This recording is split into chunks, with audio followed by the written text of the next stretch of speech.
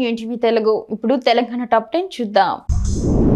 నారాయణపేట జిల్లా దామరగిద్ద మండలం కానుకుర్తి రిజర్వాయర్ నిర్మాణానికి భూ సర్వే చేయడానికి వచ్చిన అధికారులకు రైతులు అడ్డుకున్నారు.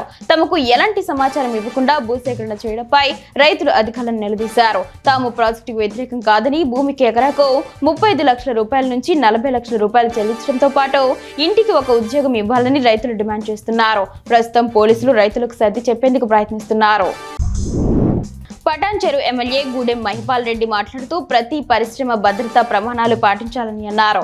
గత నెల రోజుల క్రితం విధి నిర్వహణలో ప్రమాదవశాత్తు మృతి చెందిన బీహార్ రాష్ట్రానికి చెందిన సురేష్ సింగ్ యాదవ్ కుటుంబానికి ఆయన అండగా నిలిచి 60 లక్షల రూపాయల చెక్కును ఆర్థిక భరోసాగా అందించారు. ఈ సందర్భంగా ఎమ్మెల్యే తన హామీని నిలబెట్టుకున్నారు.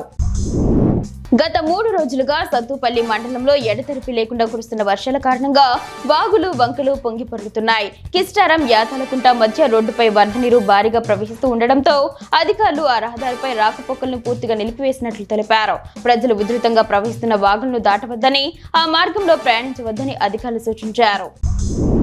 బెజ్జూర్ మండలంలోని ఎస్సీ కాలనీని బీఆర్ఎస్ తెలంగాణ రాష్ట్ర ప్రధాన కార్యదర్శి ఆర్ఎస్ ప్రవీణ్ కుమార్ సందర్శించారు. కాలనీ వాసుల సమస్యలను అడిగి తెలుసుకున్న ఆయన నిరుపేదలకు తప్పనిసరిగా ఇల్లు మంజూరు చేయాలని కలెక్టర్ స్పందించి అధికారులను పంపించి సర్వే చేయించి ఇల్లు మంజూరు చేయాలని కోరారు. ముఖ్యమంత్రి వెంటనే స్పందించాలని ఆయన మీడియా సమావేశంలో విజ్ఞప్తి చేశారు.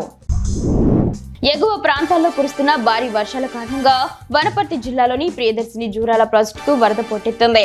కర్ణాటక నుంచి 2,11,000 క్యూసెక్ల ప్రవాహం వస్తూ ఉండడంతో ప్రాజెక్టు అధికారులు 27 గేట్లను ఎత్తి దిగువకు 2,11,900 క్యూసెక్ల నీటిని విడుదల చేస్తున్నారు. ప్రాజెక్టు పూర్తి స్థాయి నీటి మట్టం 318 మీటర్లకు గాను ప్రస్తుతం 317 మీటర్ల వద్ద ఉంది. ప్రాజెక్టులో 5.568 టీఎంసీల నీరు నిల్వ ఉంది.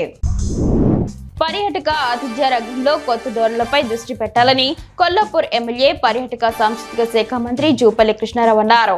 నిధంలో జాతీయ క్రీడా వారోత్సవాలను ప్రారంభించిన ఆయన రాష్ట్రంలోని ప్రముఖ పర్యాటక కేంద్రాల్లో మౌలిక సదుపాయాలు కల్పించి చారిత్రక సాంస్కృతిక ప్రాధాన్యత కలిగిన వాటిని ప్రపంచ స్థాయిలో అభివృద్ధి చేయడానికి ప్రభుత్వం కృషి చేస్తుందని తెలిపారు.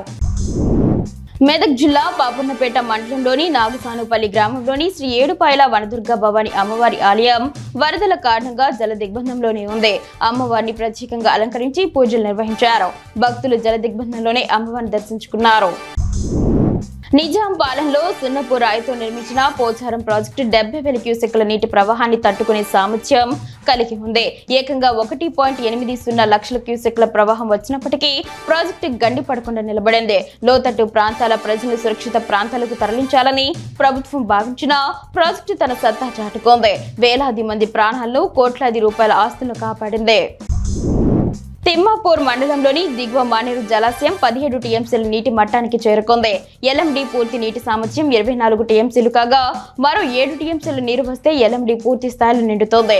ప్రస్తుతం 48,613 క్యూసెక్ల ఇన్ఫ్లో ఎల్ఎండిలోకి వస్తున్నట్లు, ఇన్ఫ్రాలు భారీగా పెరిగితే శుక్రవారం ఎల్ఎండి గేట్లు ఎత్తే అవకాశం ఉన్నట్లు అధికారులు తెలిపారు. దీనిపై శుక్రవారం ఉదయం సమీక్ష జరిపి నిర్ణయం తీసుకుంటామని పేర్కొన్నారు. నల్గొండ జిల్లాలోని నాగార్జున సాగర్ ప్రాజెక్టుకు వరద ప్రవాహం కొనసాగుతోంది. జలాశయానికి 2,47,720 క్యూసెక్ల ఇన్ఫ్లో నమోదైంది.